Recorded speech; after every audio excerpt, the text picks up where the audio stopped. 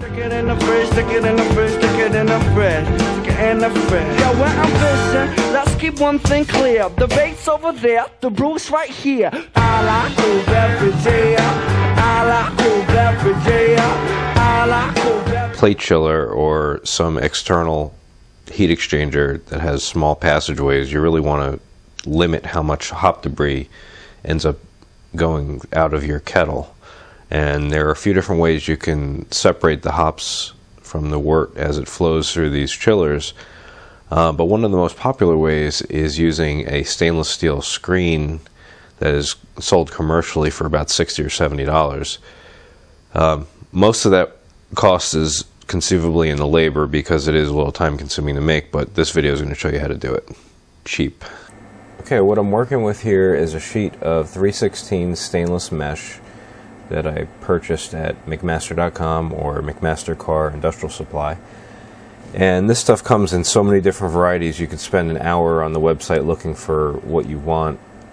This particular sheet is called 30-30 mesh, which means every inch has 30 wires. So there's 30 holes per inch. And that's pretty fine. I've even gone to 60-40, which is finer still, and it did get a little too plugged up with the very small pellet hop break. And I'm going to try 30-30, and if this doesn't work, I'll try 16 by 16 as a last effort. But this is 1 square foot of this, so I'm going to have to fold this into some kind of shape and sew it up to make it, the wort needs to have no other choice but to go through this mesh before it gets into your pickup tube. So, you got to think about ways that you can fold this and sew it so that it creates a place for you to clamp it onto your siphon tube. Rectangular designs like this don't really work that well because there's no good place to put your tube down into. It works best when you have a corner like this where you sew it up, and then right at the very corner here you stick your siphon tube in there and then you put a clamp around it. What I'm going to do is go with some kind of a triangular shape. I'll bring the three of these corners together like this. See if you can get an idea of what the shape is going to be like this. And then this last piece will go together like that, and you'll see that is a long section in the front where I'll be able to clamp onto my copper tubing. And just want to warn you, you can just fold this over and start sewing with some lock wire, which I'll show you in a minute, but there's nothing going to support the edges of this mesh, and the wires that are right on the very end will just start fraying out and pulling away. And you can kind of see this wire right here kind of started doing that. So what I'm going to do is I'm going to go around each of the edges. I'm going to use something rigid like a ruler and put it down on the table and fold this over by about a quarter inch all the way around, so that when the lock wire goes to pull on it, it's not pulling on a frayed edge, it'll actually be pulling on a captured piece of wire. So you can see what I was getting at. I hemmed all 4 sides at about a quarter inch, and it's folded over nice and tight. And if you're having trouble getting a tight edge, you can use a pair of pliers to crimp the very edge.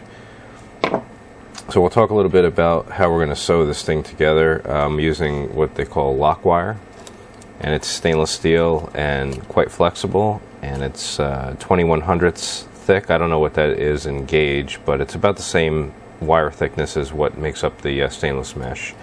And this can is probably 30 years old, but you can get a quarter pound of this stuff on McMaster for about $5 while you're at it, and it's enough to do 10 to 20 of these things. And you can't push this wire through the mesh unassisted.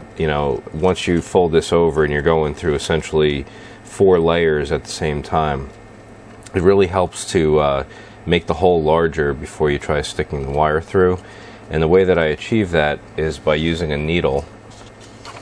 And just so you can see what I'm talking about, I have a large sewing needle shoved into a scrap piece of wood, and I have the dull side stuck into the wood and the pointy side out. And the way that I did that was held the needle down on a piece of scrap wood and then just forced the tool down onto the back, and if the wood's soft enough, it'll go on. What it's really doing is aligning all four, or I should say aligning the holes on all four screens. So you pick a spot an eighth of an inch down from where your last stitch was, and you carefully push it through, and the needle just finds its way through all four holes in the mesh. And you, before you take this out, you want to just make sure that you're holding the two pieces of mesh in the same spot. So you pinch it tight, take this out, and now find the end of your wire. And you can see where it is because it's the only spot where you can see clear through all four holes.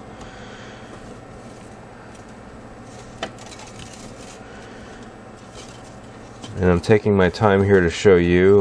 Once you get the hang of this, you can pick up the pace a little bit. Once you get to about here where the wire starts getting stiff, you don't want to kink it. You want to take your needle nose pliers and grab it. Pull it nice and tight.